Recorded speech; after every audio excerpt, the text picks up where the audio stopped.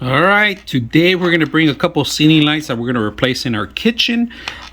These is pretty much what you get, a pair of two items. You get the box, the junction boxes, where you guys can see it. There is a little hole opening that you could remove, so you can actually place in there the actual cables, and you have another one here, and you have another one. So you have plenty of options. You could hang this on the actual ceiling and the wall. There's the mounts too also. And then, of course, to give you the ceiling light. The light itself is very light.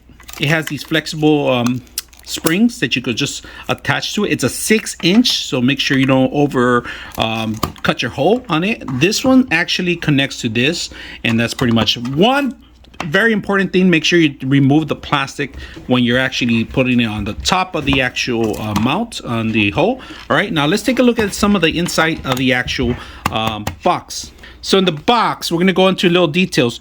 There is already a connection here for the ground, for the hot and the neutral, of course. Now, this is one of the best things I like about these. All you got to do is just cut your cable, strip it down, and stick it in there, and it locks in there. This is preventing from any kind of flames or any touching another cable or anything like that. This is an awesome feature. Now, there's 3 slots available, so if you have different cables or maybe the same ground or anything like that, you'll be able to drop 3 different grounds from different locations. So pretty awesome little thing. I like this, and they give you 3 of them. Now you could go this route, or you could do it the old traditional way. It's up to you, but this is actually a really fine way to do it. Once you're done in there, you tuck out your cable in there, and of course wherever you're gonna pop your cable from, that's where you can actually pop the corners from. So you close it out, set it up, you plug it in, and you're ready to go. Now, one great thing about these, let me show you.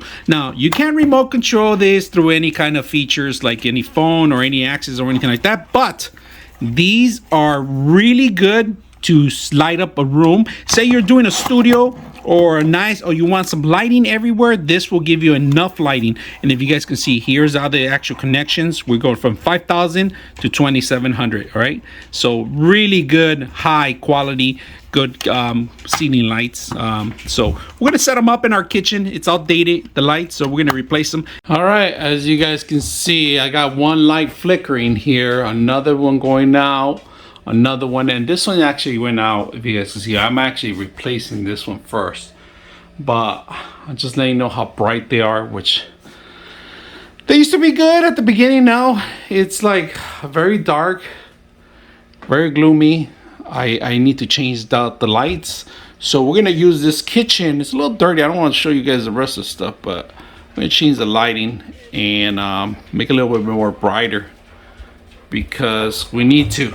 We like to cook in here, we like to do stuff, but unfortunately not bright enough, so we got to change the lights, get rid of the little metal pieces around it, and see how it works. So let's go ahead and start doing that. All right, we're testing out the light here. If you guys can see it, we're gonna remove this as soon as we set it up. Right now we're just running the cable as a test version. I did crack the little hole in here.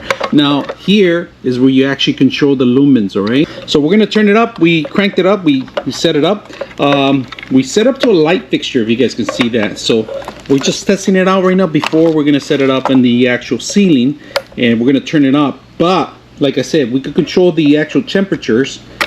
Lowest light, that's the lowest, medium, and then super high. All right, so we can control it. How high do you want it? How bright do you want it? So the controls is in the box. You guys can see that. We're going to turn it off. It's not heating up or anything like that. I don't feel it hot at all, but we're just going to turn it off right now. And so far, I'm impressed with it. The box, the junction box, if you guys can see it, the control box is in there. I'm going to disconnect it. What I did, let me show you guys some little features I have. All right, so what I did, I actually purchased these. Instead of remodifying my whole kitchen, I could just put these on the top of it and remove the old one and cover up, because I do have a 6-inch hole already set up, and I just put this on the existing one, so you don't have to ground this once you do this existing one. I purchased this separately, but it's easier to set up. So all you got to do is set the box in here, put everything in the box, close it up, stuff the box in there, tie this up in the top, stuff the box, line up everything in there, and it should be done. Simple. It should be done simple. So that's what we're gonna end up doing right now. So save me a lot of trouble instead of rewiring the whole thing. All right, I want to see the difference on the lighting itself right now. This is my old lights, all right? I'm still working on replacing them, all right, on the kitchen. And this is a new bright light. Now, I got a shiny area now where this one, to be honest with you, there's hardly any light coming out of this one. So the two layer lights make a big difference. We're gonna go ahead and replace these two next, but just to let you guys know, I took a shortcut because I got existing holes already, existing stuff, and I'll put the steps what you guys need to do if you guys ever want to do this without even doing electrical work. So it was a big plus for me. Hope you guys enjoyed the video.